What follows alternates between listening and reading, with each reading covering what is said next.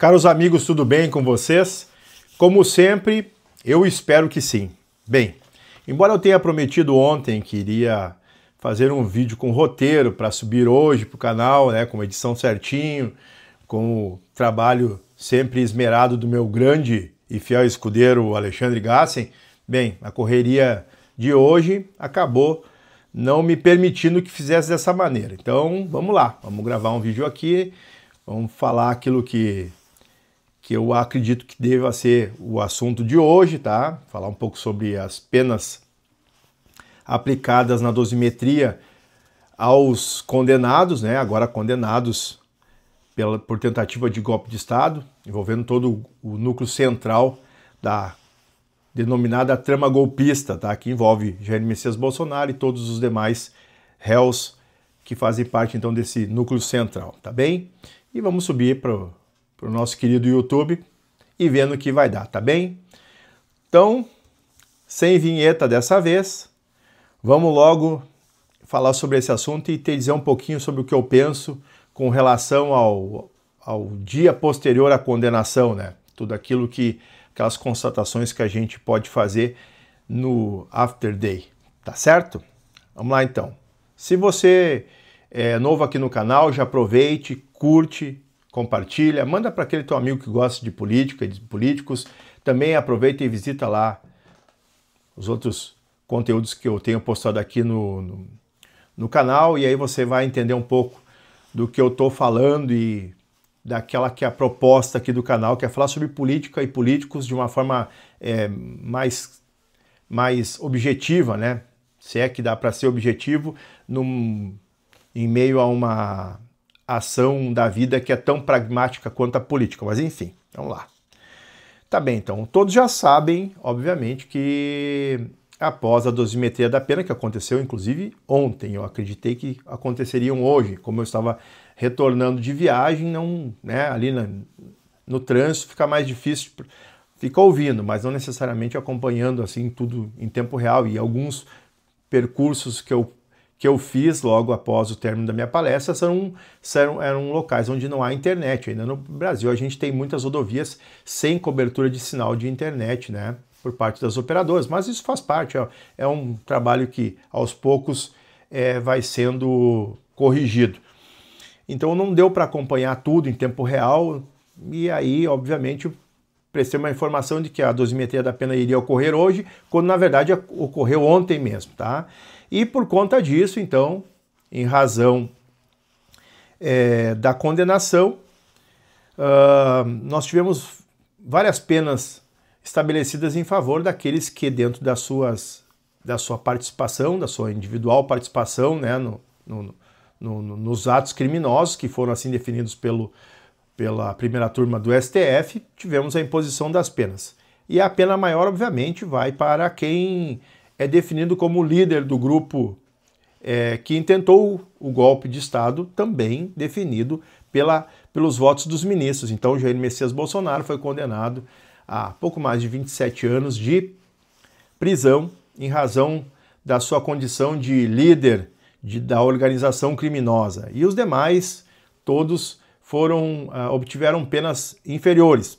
Frustração para alguns e alegria para outros. Mas eu acho que, considerando todo, não foi nem tanto ao céu a pena, nem tanto ao inferno, tá? Porque a previsão de que isso se desse em mais tempo de condenação, tá? Até porque as penas tinham os crimes tinham como penas né, tempo maior. Mas enfim, foi dessa maneira que os julgadores encontraram para de certa maneira punir aqueles que tentaram contra o Estado Democrático de Direito. Jair Messias Bolsonaro, então, teve contra si uma pena de 27 anos e 3 meses, se a memória não me falha, e dentre os demais, as penas ficaram entre 26 e 16 anos de prisão, tá? Que deverão, assim que houver o trânsito julgado do acórdão, prolatado pelo STF, né, pela primeira turma, deverão ter o início da pena sido executado, tá? Então ainda tem algumas situações possíveis, como os embargos de declaração, e aqui para tentar trazer para a audiência uma explicação simples: embargos de declaração é para sanar algum tipo de obscuridade na sentença, tem algum assunto que ainda ficou, do ponto de vista técnico, da forma com que ele foi apresentado na sentença, se há alguma daquelas alegações que não estão claras, né, do ponto de vista do julgador. Então a parte pede para que o julgador explique determinadas situações que não foram bem definidas. Não é uma revisão de condenação, mas somente de pontos obscuros na sentença. Basicamente, na grande maioria das vezes, isso não dá um resultado esperado, mas torna, né, possível, nas situações que a lei permite, inclusive, impetrar algum tipo de recurso, que nesse caso me parece que não deve ocorrer, em razão de que o único recurso aceitável, né, não deve cumprir os requisitos, pelo menos daquilo que eu lembro, do que seriam os chamados embargos infringentes, quais são as regras, qual é a jurisprudência do STF com relação a esse recurso específico. Já impetrei inúmeros embargos infringentes, mas em todos eles havia a possibilidade, tanto é que em muitos obtivemos, né, e eu digo isso na razão de ter sido eu o patrono e a parte, sucesso nos recursos infringentes, né, nos embargos infringentes, para que a Suprema Corte tivesse uma análise adequada daquilo que nós entendíamos que era um prejuízo para a parte se não fosse verificado. Mas no caso específico não deve ser, né, em razão de que, a meu sentir, a não ser que haja, né, isso pode cair por terra, porque é algo possível no direito, né, de que a parte traga um novo elemento dizendo que, embora não se enquadre os infringentes, né, dentro daquele limite aceitável pela Suprema Corte, mas há um elemento que foi desconsiderado e que deve ser aceito para que haja uma nova reavaliação da condenação pelo pleno da Corte. Bom, isso é possível também, tá? E não vai me surpreender se acontecer agora ou em algum momento, mas a pena deve ter início o cumprimento da pena aí na sequência, talvez no início do mês de novembro, talvez, tá? Pode surpreender algumas pessoas com relação a isso, mas enfim, é a celeridade dada a esse tipo de processo. Se isso me agrada ou não, bem, não tem relevância nenhuma, tá? E esse também é o motivo da thumb. Você deve ter visto, né, que na thumb desse vídeo eu fiz uma referência a alguém ser insubstituível, se você é ou não substituível. E a conclusão que eu chego de que Jair Messias Bolsonaro, além de tudo que a gente já conhece, prova uma máxima de que todos são substituíveis, mesmo pessoas importantes para um determinado grupo, quando da morte, seja ela política ou da morte, né, pela ausência de espírito no corpo, pela morte física, né, as pessoas passam a se tornar substituíveis. E não deve ser diferente com o Bolsonaro. Tá? Já faz algum tempo em que a direita e o centrão já cogitam, de longa data, sabendo da sua impossibilidade de concorrer nas próximas eleições, né, em razão da sua inelegibilidade, não só pela sua condenação de agora, mas já pelo fato que ele arrastava de ter sido tornado inelegível pelo TSE, de que ele fosse substituído. Tanto, inclusive, que pediram inúmeras vezes para que ele indicasse o nome, e ele relutou sempre.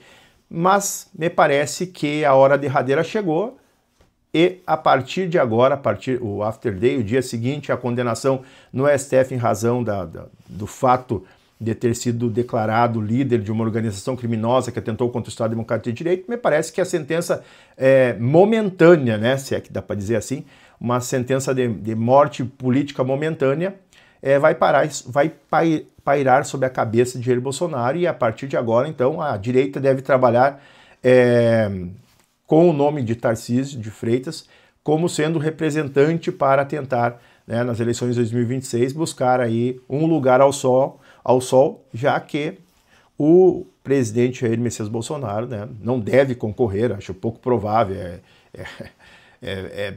possível, mas pouco provável, tá? Algumas pessoas, alguns amigos eu tenho visto fazendo manifestações com relação a isso, fazendo piquetes, movimentando nas redes sociais e tudo mais, mas como se diz na fronteira oeste, isso é só um manotaço de afogado, tá? Porque hoje é preciso que as pessoas entendam de que, assim como acontece quando a gente perde um ente querido, que embora de luto, mas precisamos aceitar o fato de que aquela pessoa não está mais conosco. E nesse caso, Jair Messias Bolsonaro não estará mais com a direita, a não ser como, talvez, quem sabe, um cabo eleitoral de luxo, mas não estará mais com a direita nas eleições de 2026, tá? A não ser que as coisas mudem completamente de sentido. E é por isso da thumb dizendo, usando a expressão insubstituível. Todos nós somos substituíveis. Você é substituível no teu trabalho, você é substituível nas suas relações, você é substituível na vida. Assim como um pai, quando falece, quando se ausenta, deixa os filhos enlutados, mas que a vida segue no outro dia para todo mundo. O fato do Bolsonaro ter sido condenado prova e vai ao encontro da fala do deputado Nicolas Ferreira, que disse: vocês vão ver se vocês prenderem Jair Messias Bolsonaro, se ele for condenado. Bom, isso aconteceu e a vida seguiu. E essa é a prova de que todos nós somos substituíveis. Inclusive Jair Messias Bolsonaro, tido como o mito de uma parcela gigantesca da população brasileira. Então todos nós somos substituíveis. Mas dia ou menos dia, outra pessoa ocupará o nosso lugar, vestirá nossas roupas. Sabe, essa frase ela é batida. Usará os nossos pertences, estará perto das pessoas que nós amamos, mas todos somos substituíveis. E ele, momentaneamente, deverá ser por Tarcísio de Freitas, que a partir de agora, a meu sentir, deverá ocupar esse espaço, essa lacuna deixada. Até porque, rei morto, rei posto. Tá bem? Espero que você tenha gostado do conteúdo, não vou me estender muito mais com relação aos vídeos, quando são gravados assim, sem edição, tá? Para poder permitir que as pessoas possam assistir de uma forma mais tranquila, tá bom? Se você gostou do conteúdo, já curte, compartilha, manda para aquele teu amigo que gosta de falar sobre política, de ter opinião sobre política, né?